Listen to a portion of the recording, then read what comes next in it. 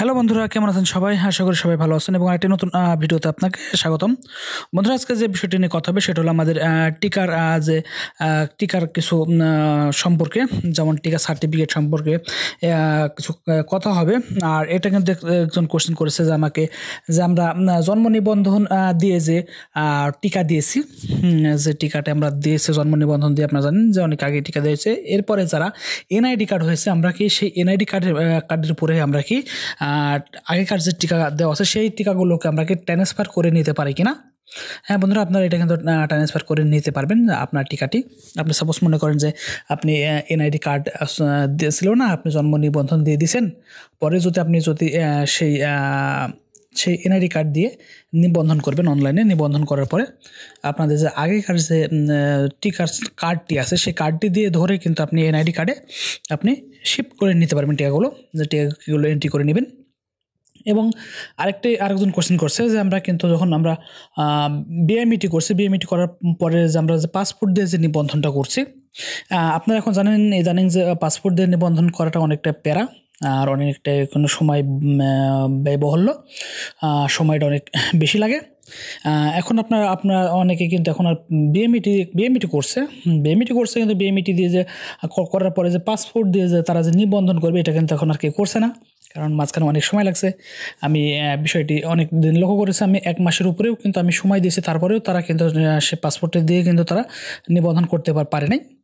তারা কি করছে, তারা সে আগেকার নিয়মই ফলো করছে। আমি এর আগে টিকা নিয়ে অনেক ভিডিও দিয়েছি, সেখানে তারা কিন্তু বলেছে যে আমরা টিকার আমরা যখন টিকা সার্টিফিকেটটাকে আমরা ডাউনলোড করতে চাচ্ছি, ডাউনলোড করার পরে আপনি ওইখানে গিয়ে যে টিকার যে ডাউনলোড করবেন, সে ডাউনলোড করার সময় যে পাসপোর্ট নাম্বারটি চাই সেই নাম্বারটি দিয়ে দিবেন, ব্যাস সেখানে দিলেই কিন্তু আপনার কাজ শেষ। আপনাকে যে বিএমইটি করে আর যে আপনাকে যে টিকা নিবন্ধন করতেই হবে এর কোনো মানে নাই। আপনি জাস্ট ওখান থেকে এভাবেই কিন্তু আপনি টিকাগুলো দিয়ে দিবেন। এবং আপনার যদি বিএমইটি আপনি করবেন, কারণ বিএমইটি আপনাকে বাইরে কোনো দেশে যেতে হলে আপনাকে বিএমইটিটা করা লাগবে। ওকে, এরপরে একজন বলছে যে ভাই আমি ঠিক যখন আমি ওই এনআইডি কার্ড দিয়ে যখন আমি টিকা নিবন্ধন করেছি, নিবন্ধন করার সময় যে আমরা যে কথাটা এখনই বললাম যে টিকার সনদ যখন তুলতে গিয়ে আমরা যে পাসপোর্টটা আমরা অ্যাড করেছি, সেই পাসপোর্ট অ্যাড করার পরে আমরা কিন্তু সাধারণত সেই পাসপোর্ট নাম্বার দিয়ে আমরা কিন্তু টিকার সার্টিফিকেট আমরা ডাউনলোড করতে পারছি না। এখান থেকে আপনি যেটা খেয়াল করেন যে এখানে যেটা দেখছেন যে আপনার পাসপোর্ট দিয়ে যে বিদেশি বাংলাদেশ এবং বিদেশি যে নিবন্ধন আছে সেই নিবন্ধন দিয়ে আমরা কিন্তু সেখানে সার্চ দিয়ে পাচ্ছি না। আসলে এটা পাওয়া যাবে না, কারণ আপনি নিবন্ধন করছেন এনআইডি নাম্বার দিয়েই, আপনি সার্চ দেবেন এনআইডি নাম্বার দিয়ে।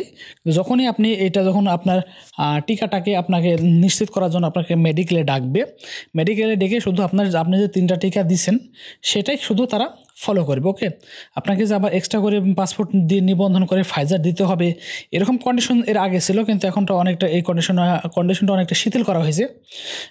তাই এখন যেভাবে পাচ্ছে সেভাবে করে আপনি ওই আপনার পাসপোর্ট বাদেও তারা এভাবে করে তাদের ওই টিকাগুলো তারা কিন্তু সম্পূর্ণ করছে। ওকে, আপনি এভাবে কিন্তু আপনি টিকাগুলো সম্পূর্ণ করবেন। আপনার যে বিএমইটি দিয়েই যে বিএমইটি করে আপনার পাসপোর্ট দিয়ে নিবন্ধন করলেই শুধু ফাইজার দিবে এর কোনো না।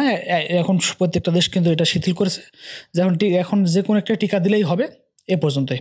ওকে বন্ধুরা, আপনার টিকা সম্বন্ধে যদি কোশ্চেন থেকে থাকে তাহলে অবশ্যই কোশ্চেনটা করতে পারেন। ওকে বন্ধুরা, আজকে এ পর্যন্ত, দেখা হবে আবার অন্য কোনো ভিডিওতে। সে মধ্যে সবাই ভালো থাকেন। Bye bye, tata.